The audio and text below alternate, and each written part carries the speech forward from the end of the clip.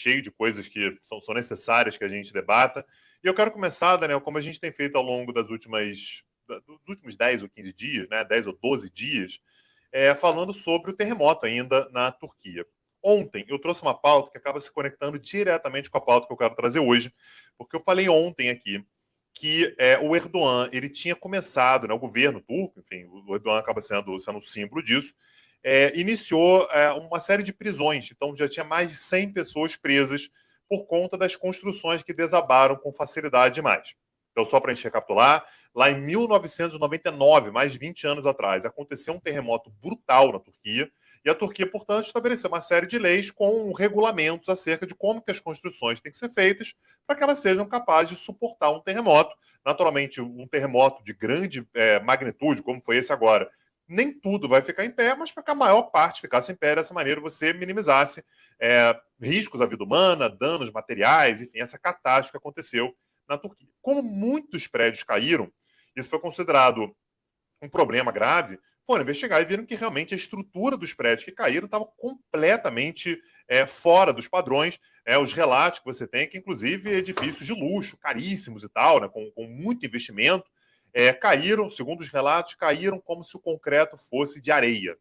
Então, para dar uma resposta dura a isso, o Erdogan começou a passar o rodo, prender uma galera, dizendo, portanto, que havia algum tipo de negligência, né, erros na construção, falhas na construção.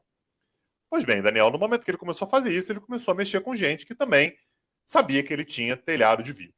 E aí puxaram, Daniel, vídeos que foram gravados do Erdogan no ano de 2019. E nesses vídeos, o que ele diz para a televisão, para quem quisesse ouvir, era que o governo turco estava conseguindo resolver problemas de moradia. Como que ele estava resolvendo problemas de moradia? Ele estava oferecendo para as construtoras uma anistia.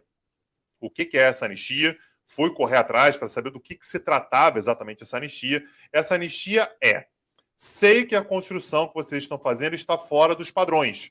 Logo, essa construção ela deveria ser derrubada. Porém, como a população precisa dessas moradias, vocês vão pagar uma multa e será dada autorização para que esse prédio continue existindo, para que esse prédio continue sendo construído, Mesmo finalizado, sem os ajustes, né, mesmo Tandil? sem os ajustes. E aí, Daniel, quando você vai pegar os números, são números avassaladores. Ele tem um vídeo que ele grava na região de Hatay, que é exatamente nessa região, aí pertinho do epicentro do terremoto, em que ele diz que resolvemos o problema de 205 mil cidadãos da cidade de Hatay, que passaram a ter acesso à moradia. Teve problema, mas pagaram uma multa, a construtora pagou a multa e ficou tudo acertado. Em outra cidade, cidade de Maras, ele falou que estava resolvendo o problema de 144.156 cidadãos. 144 mil cidadãos passaram a morar em prédios que não deveriam existir se fossem seguidas realmente as regras relacionadas à construção dos edifícios. As regras da própria Turquia, né, Da Tagui, que já própria Turquia. estavam em vigor. Exatamente. Então, o terremoto é de 1999, o Erdogan assumiu em 2003, ou seja, ao longo desse período, ao longo de todo o governo dele, seja como primeiro-ministro, seja como presidente, lembrando que ele mudou a Constituição, que era um país parlamentarista, passou a ser presidencialista, né, sempre com ele à frente do país, essas leis já existiam, então estavam sendo construídas. A principal dessas leis, o principal pacote de leis é de 2007, é durante o governo dele já. Né? Então, o que veio a público hoje foi o próprio Erdogan dizendo à época que era, olha, a regra existe, mas para facilitar a vida dessas pessoas e tal, a gente liberou.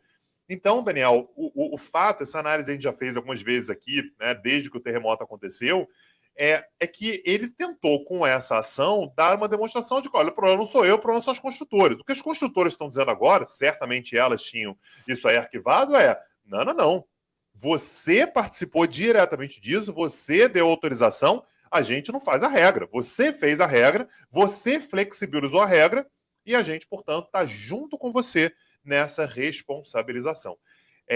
A gente já passou, né, na data de ontem, já tinha passado de 40 mil mortes confirmadas, e a sensação que você tem na Turquia, Daniel, é que esse número é extremamente conservador. Extremamente conservador. Não dá para ter ideia ainda da quantidade de mortes na Síria. Então, esse número, segundo o que tem vindo de lá, tá, Daniel? Possivelmente é capaz de dobrar ainda, se a gente tiver transparência com relação ao número real de óbitos, é possível que esse número ainda dobre. Agora, Daniel, a gente falou ontem também que encontrar sobreviventes seria uma questão de milagre.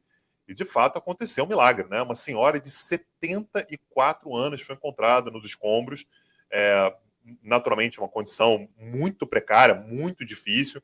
Irmãos também foram encontrados, 13 irmãos foram encontrados vivos, passaram essas horas, mais de 200 horas sobrevivendo à base de whey protein e bebendo a própria urina, né? Então, racionaram o whey protein.